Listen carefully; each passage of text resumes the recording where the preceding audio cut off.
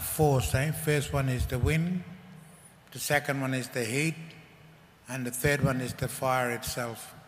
So that's when you got to be careful of. That's how we teach our kid. So don't play with fire, it's danger.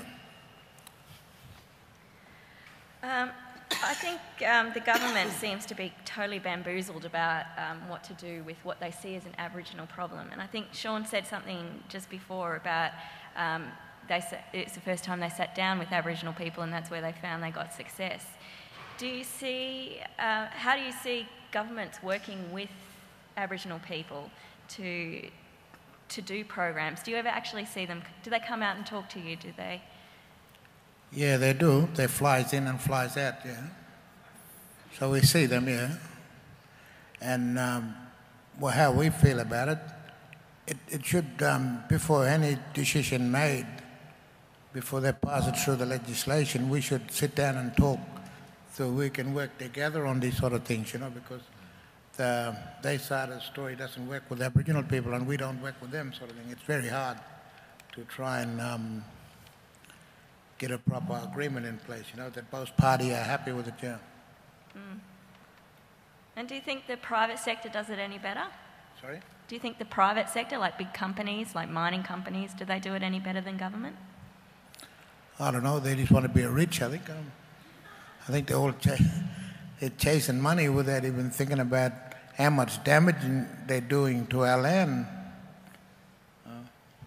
So we're really worried as an Aboriginal people what's going to happen in future, Mm.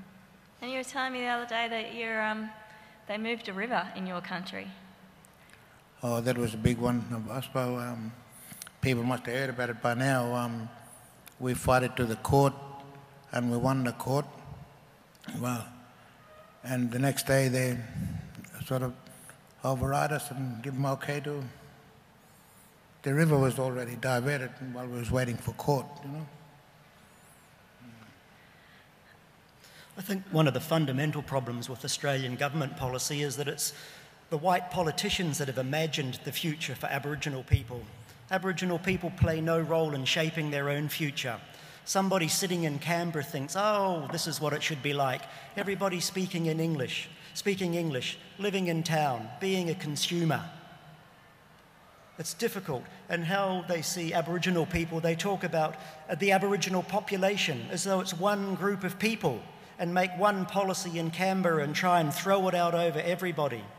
When I go to Borroloola, they talk about Aborigines in Borroloola, but my work in Borroloola, I see Garawa people, Yanyuwa, Mara, Wanya.